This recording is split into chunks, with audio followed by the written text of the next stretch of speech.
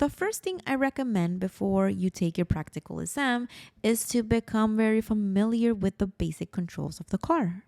For example, how to adjust the driver's seat, how to adjust the rear view mirror, and the side mirrors.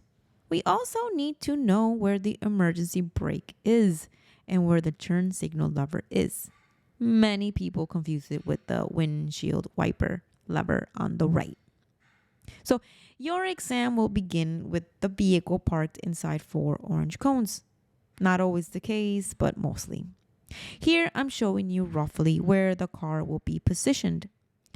From there, you need to exit the parking space. Take your position in the driver's seat, adjust the seat, buckle your seatbelt. Remember that the seatbelt goes over your shoulder, across your chest, over your hips. Start the vehicle on the first try. Failing 2 or 3 times will cost you points.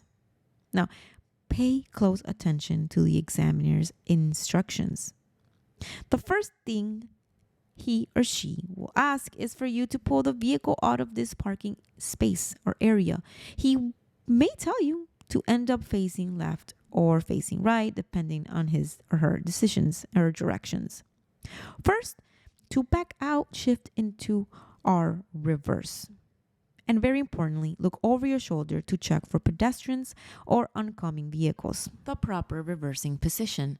Place your right hand on the passenger seat and lean back to show the examiner you're cautious when backing up. Let's use an example. Suppose he tells you to exit to the left, ending up facing left. Reverse slowly, releasing the brake and looking over your shoulder. Back up until your front bumper aligns with the first cones. When you reach that point, stop and turn the steering wheel opposite your exit direction. So, to go left, turn the wheel all the way to the right. Then continue reversing until the car faces left. Keep looking back as pedestrians or cars may appear. When the car is facing left, brake, shift into D drive. Look forward and adjust the steering wheel so you stay on the right side of the lane. The examiner will watch closely to see you stay right. Many beginners drift towards the center and lose serious points, so always stay on the right side. Now drive straight and don't turn unless the examiner instructs you to do so. Soon they'll test you whether you know how to stop correctly at stop signs and what to do after you stop. Remember, at a stop sign, you must stop behind the pedestrian white line. Don't brake abruptly or stop too early, and never cross the line to block the crosswalk. That can actually disqualify you. If you obstruct a pedestrian line or pedestrian, you are going to be disqualified, most likely. Stop behind the line, always. If they tell you turn at the next corner, signal well in advance. Don't wait until the last second. Late signals will cost you points as well. Now, the 3-point turn is one of the skills that you will have to demonstrate. Learn it by heart is my true and honest recommendation. If you're unsure, visit our channel. We have plenty of videos explaining how to perform the 3-point turn maneuver correctly. A 3-point turn is done on a narrow, two-way street where you can't circle the block or execute a U-turn. You must make a 3-point cut to reverse direction. Begin as far right as possible.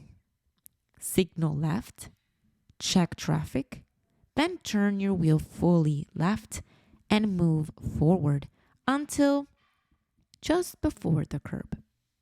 Stop before hitting the curb with your front wheels. Next, you're going to shift into R, reverse. Turn the wheel fully right and reverse without mounting the curb. Stop when there's enough space to move into the right lane. Then you're going to shift into D, drive. turn left, and drive into that lane. Always make sure you don't enter oncoming traffic. Driving against traffic leads to immediate disqualification. Next, they'll ask you to demonstrate your reversing skills. You must back up without leaving your lane. When instructed, stop the car, shift into R, adopt the proper reversing position, left hand at 12 o'clock on the wheel, right hand on the passenger seat. Look over your right shoulder and gently release the brake. The trick is small steering movements, no zigzagging, crossing lane lines, or riding the curb equals disqualification immediately. At some point, the examiner will ask you to perform the emergency stop.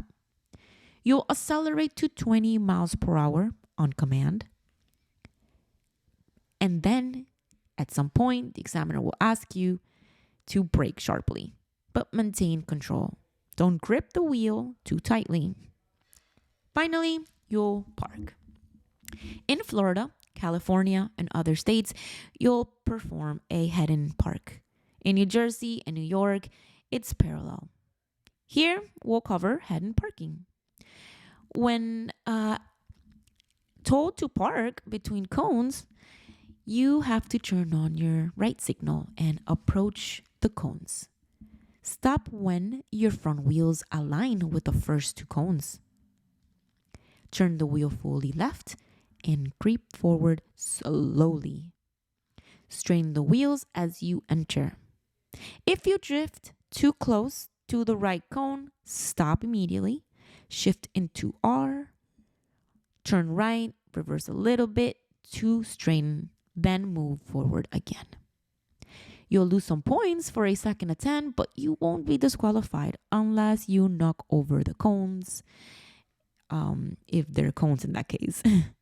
Once inside the space, shift into P and engage the parking brake. Your exam ends there. Now, guys, if you're still preparing for the theoretical exam and haven't passed it yet, we have an audio video on our channel with the most up-to-date questions. It'll help you 100%. Not to mention the Driving TV Ultimate Guide that I always mention because I think is very helpful for those of you preparing for either the theoretical or road test. I think the Driving TV Ultimate Guide is amazing and will definitely help you out. Well, guys, if you are still preparing for the theoretical exam and haven't passed yet, like I mentioned previously, we have an amazing guide, the Driving TV Ultimate Guide, with the most up-to-date questions and answers that will 100% help you pass on the first try. If you studied with it, I guarantee you that there is no reason why you should not pass on your first try. Look for it on our channel or click the link in the video description. With that being said, practice these skills before your practical exam so you have no difficulty passing your road test. See you in the next class.